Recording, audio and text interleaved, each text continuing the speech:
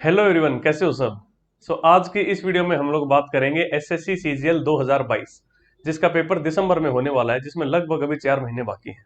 तो ऐसी कौन सी वो बातें हैं जिनका हमें बहुत ज्यादा ध्यान रखना है कि अगले 4 महीने में हमें ये चीजें तो डेफिनेटली करनी ही करनी है। ठीक है। सबसे पहले जो लोग नए नए आ रहे हैं इस फील्ड में या जिन्हें बहुत ज्यादा आइडिया नहीं है, वो एक बार ये चीज देख लो कि आप लोगों का कंपटीशन जो है वो किन बच्चों के साथ होने वाला है। यानी सीजीएल 2022 कौन कौन बच्चे हैं जो देंगे। सबसे पहले भाई, जो लोग सीजीएल 2018 में सेलेक्ट हो चुके हैं, इसमें से काफी बच्चे ऐसे मिलेंगे जो 22 का एग्जाम भी देंगे, जो 18 में पहली बार सेलेक्ट हुए थे। 19 में जो सिलेक्ट हुए थे वो 20 का रिजल्ट आने वाला होगा। मोस्ट प्रोबेबली दिसंबर से पहले 20 का रिजल्ट आ जाएगा। उसके बाद 21 में जो बच्चे सिलेक्शन लेंगे, 21 का भी तो प्रोसेस चल ही रहा है, यानी 21 के भी टॉपर्स। तो आप ये मान के चलो पिछले 4 साल के टॉपर्स, वो लोग जो कि हर बार मतलब अच्छा स्कोर लेके आ रहे हैं। मतलब इनमें भी कई ऐसे होंगे जो 18 वाले 19 में भी सिलेक्ट हो गए, कुछ 19 वाले ऐसे होंगे जो 20 में फिर से सिलेक्ट हो जाएंगे, इस तरीके से। तो यहां से आप मान के चलो अच्छे खासे आपको कम से कम भी जो है 10 से 15 हजार बच्चे ऐसे मिल जाएंगे इन 4 सालों के, जो कि सीजीएल 2022 का एग्जाम दोबारा से देंगे। ठीक है। उसके बाद वो बच्चे जो 2-4 नंबर से या 5-7 नंबर से रह जाते थे, फेल हो जाते थे, या किसी एक एग्जाम में फेल हो गए थे 2-4 नंबर से, इनमें से चाहे सीजीएल हो, चाहे सीएचएसएल हो या सीपीओ हो, वो बच्चे भी इसका एग्जाम देंगे यहाँ पे। नेक्स्ट आता है फ्रेशर्स, जो बढ़िया बढ़िया कॉलेजेस से पास आउट हैं, अच्छे अच्छे इंजीनियर्स जो हैं, या फिर जो वैसे अपने किसी अच्छे कॉलेज से पास आउट है, जो बच्चा बहुत ज्यादा मतलब होशियार रहा है अपने कॉलेज में, वो सारे बच्चे भी इसका एग्जाम देंगे। और इसके बाद वो सब जो तेज हैं पढ़ाई में। ठीक है। जब मैं ये कह रहा हूँ कि वो सारे बच्चे एग्जाम देंगे, इसका मतलब ये नहीं कि एनआईटी से निकले हुए सारे बच्चे इसका एग्जाम दे देंगे।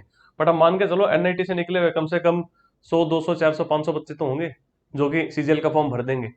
आईआईटी से निकले हुए कम से कम 50, 60, 100 बच्चे तो ऐसे होंगे जो कि सीजीएल का फॉर्म भर देंगे, है ना। तो यहाँ से आप मान के चलो, और फिर वो सब बच्चे जो बहुत तेज हैं पढ़ाई में, जो स्कूल टाइम में अच्छे रहे हैं, लेकिन उन्होंने वो एनआईटी एनआईटी से नहीं, नहीं अच्छे कॉलेज से, बस वैसे अपने स्कूल टाइम में बड़े होशियार रहे हैं। तो ये सारे बच्चे जब आपके साथ सीजीएल 2022 का एग्जाम देंगे, तो आप एक बार खुद सोच के देखो, क्या आप फिलहाल फिलहाल स्टैंड करते हो इन बच्चों के आगे कहीं पे। ठीक है। हो सकता है फिलहाल आप न स्टैंड करते हो, लेकिन इसका मतलब ये नहीं कि आपका सिलेक्शन नहीं होगा या नहीं हो सकता। भाई डेफिनेटली हो सकता है, क्योंकि एसएससी सीजीएल का एग्जाम जो क्लियर करते हैं, मैक्सिमम बच्चे जो होते हैं उसमें एवरेज से होते हैं। वो एवरेज बच्चे जो बहुत ज्यादा पढ़ाई कर लेते हैं, बहुत ज्यादा मेहनत कर लेते हैं कंसिस्टेंसी के साथ, वो बच्चे जो है सिलेक्शन ले जाते हैं। ठीक है। तो अब मान के चलो, अगर मैं कहूँ सीजीएल 2022 में अपन बेस्ट केस मान लें कि भाई 15,000 वैकेंसीज हैं। ठीक है, मान लेते हैं कि बेस्ट केस 15,000 वैकेंसीज आएंगी, ऐसा मान के चलते हैं। तो आपको क्या लग रहा है भाई, ये लोग इन्हीं में से कितने सारे बच्चे होंगे जो यहाँ पे सिलेक्शन ले जाएंगे। ठीक है।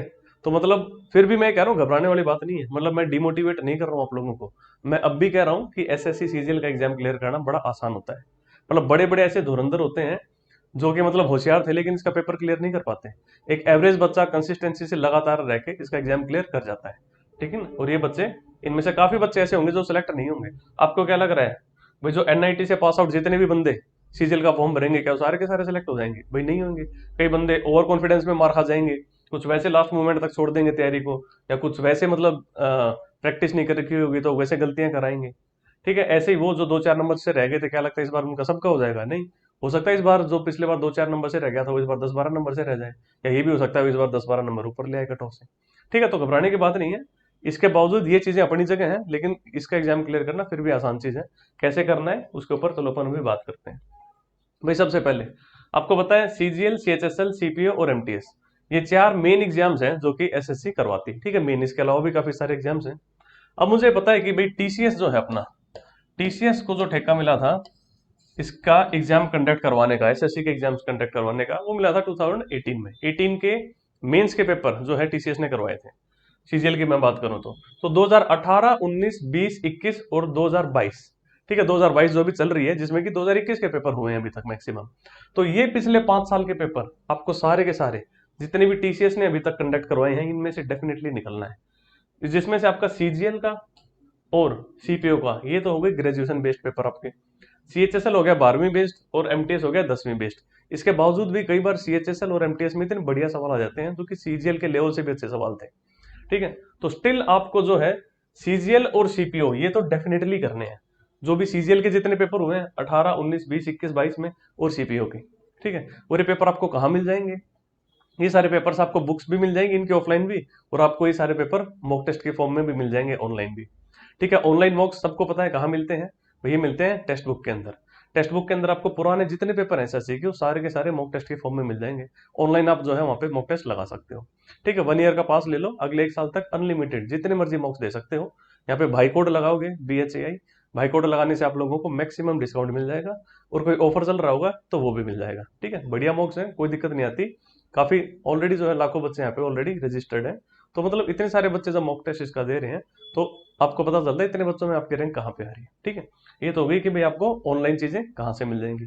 बट अगर आप लोगों को इसका ऑफलाइन कंटेंट चाहिए तो ऑफलाइन भी काफी सारी बुक्स हैं जो मार्केट के अंदर है। 2018, 19, 20, 21, 22, जैसे कि एक किरण पब्लिकेशंस की बुक है, उसमें CGL और CPO के सारे पेपर 18 से 22 तक के। ठीक है, मैं आपको दिखाता हूँ। जैसे मैथ्स की बुक है, ठीक है, इसमें TCS PYQs हैं, TCS के सारे प्रीवियस ईयर क्वेश्चंस 2022 तक के, जिसमें Tier 1 और Tier 2 सारे आएंगे। SSC CGL इसमें लिखा है ग्रेजुएशन लेवल के, जिसमें कि CPO के पेपर्स भी हैं। तो इसमें है 105 सेट। अब 105 सेट मिल गए आपको यहाँ पे मैथ्स के, और ऐसे ही इसकी इंग्लिश की बुक आती है, इंग्लिश में 107 सेट है। डिट्टो यही चीज है सारे के सारा, वो मैथ्स के थे, इसके अंदर इंग्लिश का कंपाइलेशन है। तो यहाँ पे आपको इंग्लिश के मिल गए 107 सेट, जिसके अंदर आपको CPO CGL के प्रीलिम्स और मेंस के दोनों पेपर मिल गए। ऐसे ही फिर आती है इनकी रीजनिंग की भी बुक है, और ऐसे इनकी जीके की भी बुक है, जनरल अवेयरनेस की। ठीक है, तो इसमें 99 सेट्स हैं। इनमें कम क्यों है? क्योंकि रीजनिंग और जीके जो है वो मेंस में नहीं आती। ठीक है, तो वहां पे मेंस में भी आती हैं ये चीजें, तो इसलिए इंग्लिश और मैथ्स के अंदर ज्यादा सेट्स हैं आपके। अब देखो कि भाई अप्रोच किस तरीके से करनी है आपको। अब ये मान के चलो मैथ्स के जो है 105 सेट है और इंग्लिश के 107 है, 2 एक्स्ट्रा क्यों हो गए? एक दो जगह इंग्लिश का पेपर मतलब री एग्जाम हो गया था, तो उस वजह से मेंस में कई बार ऐसा हुआ है, तो इस वजह से 2 सेट एक्स्ट्रा इंग्लिश के।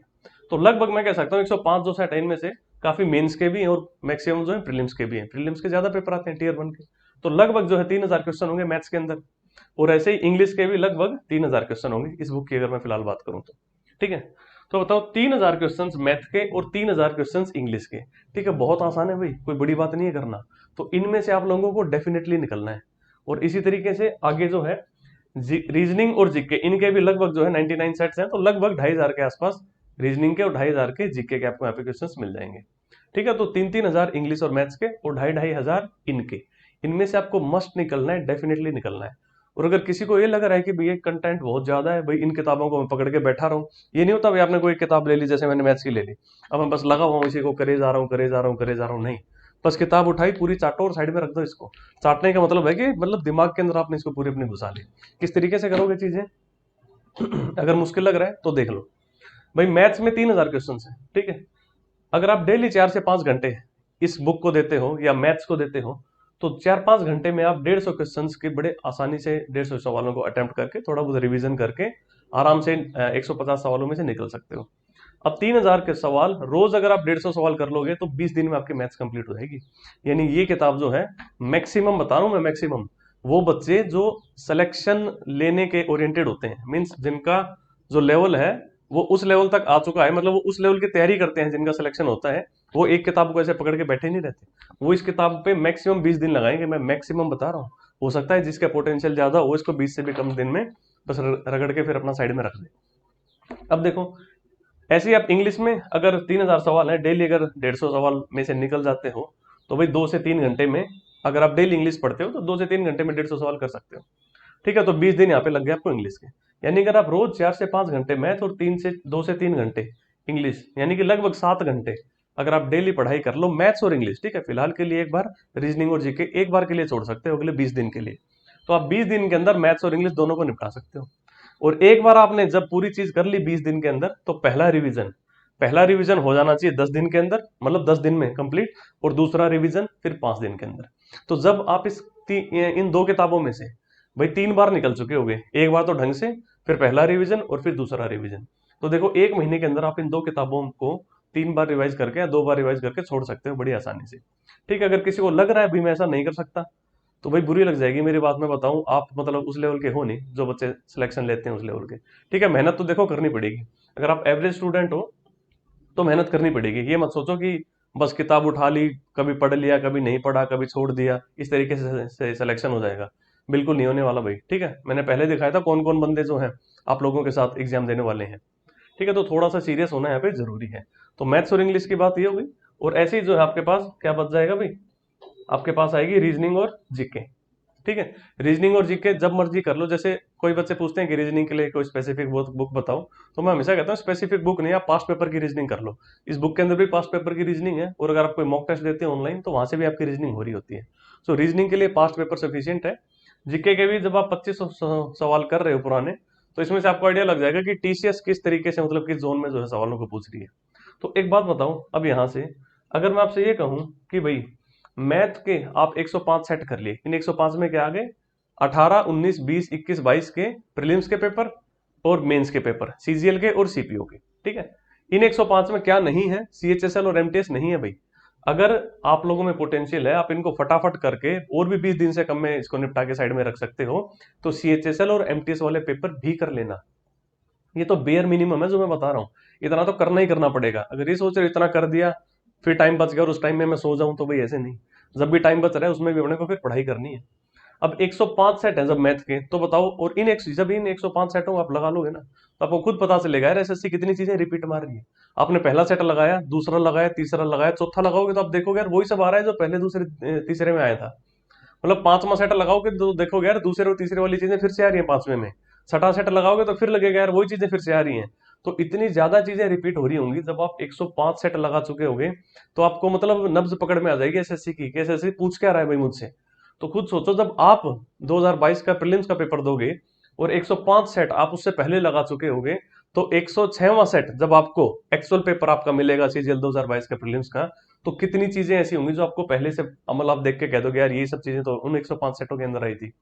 तो मान के चलो अब आपको जो 25 सवाल मिलेंगे मैथ्स के आपके प्रीलिम्स में, सीजीएल 2022 के टीयर 1 में जो 25 सवाल मिलेंगे मैथ के, ये 25 सवाल क्या आपको लगता है इन 3000 में से कहीं बाहर से कुछ आ जाएगा? भाई बहुत ज्यादा चांसेस है, 99% चांसेस है कि इन्हीं 3000 सवालों का जो जिस्ट है, या इन्हीं 3000 सवालों के जो कॉन्सेप्ट है, उन्हीं में से कोई ना कोई ये जो है ये 25 सवाल उठे होंगे। ठीक है, और ऐसे ही मैं कह सकता हूँ इंग्लिश का।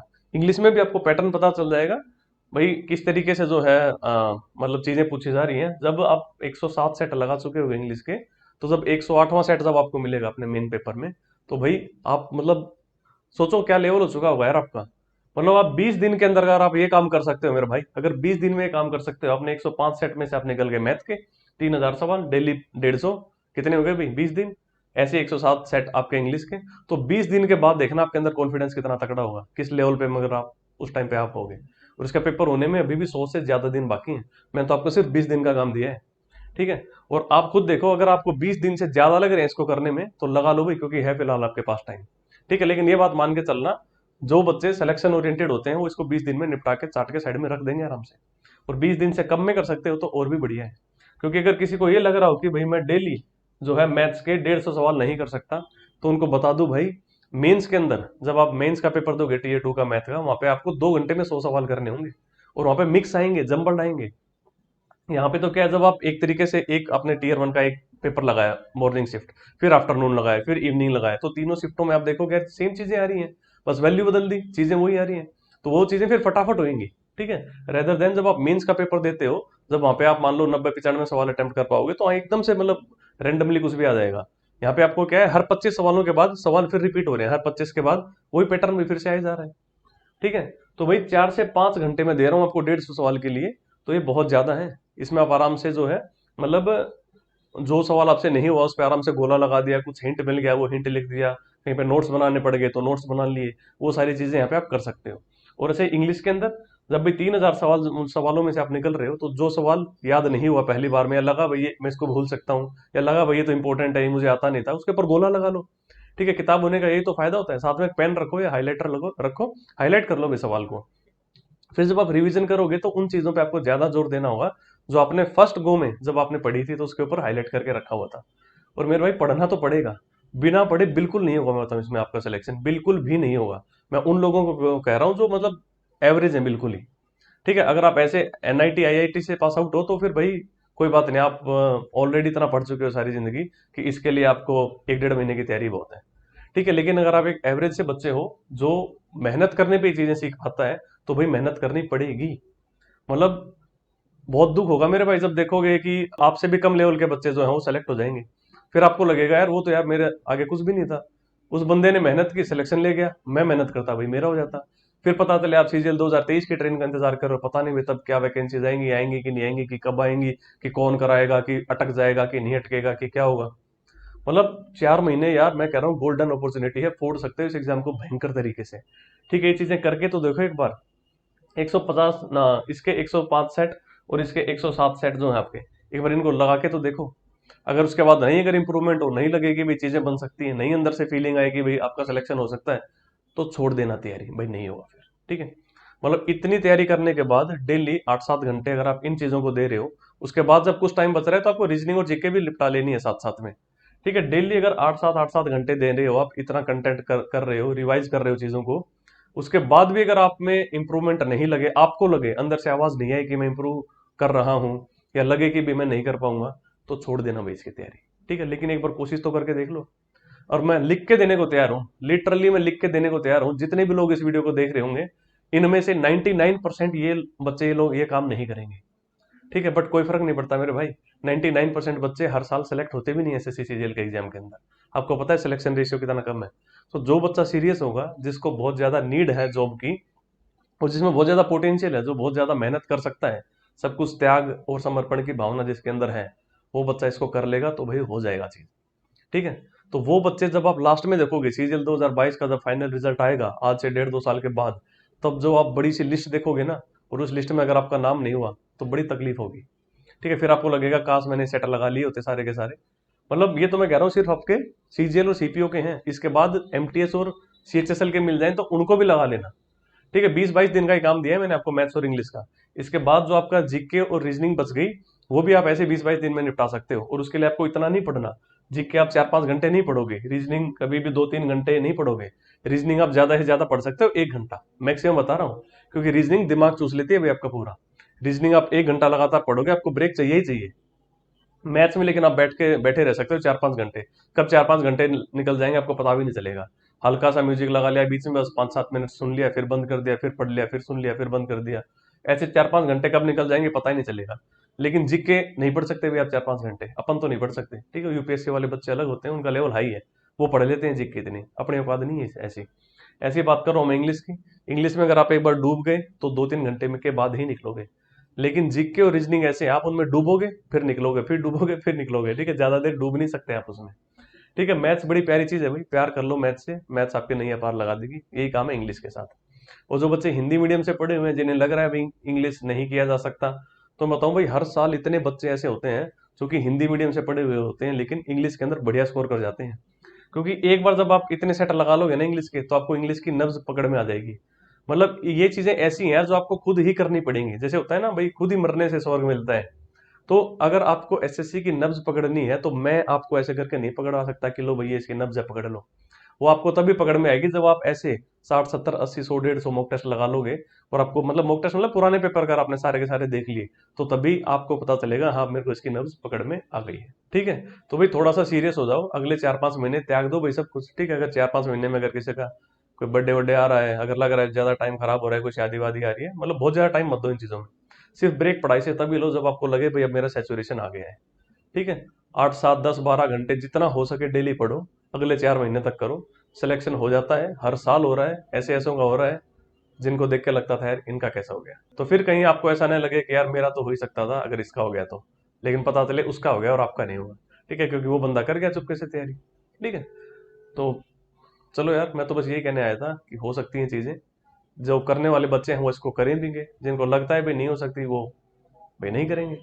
ठीक है, तो चलो लंबी हो गई शायद काफी वीडियो, इस वीडियो में इतना ही रखते हैं।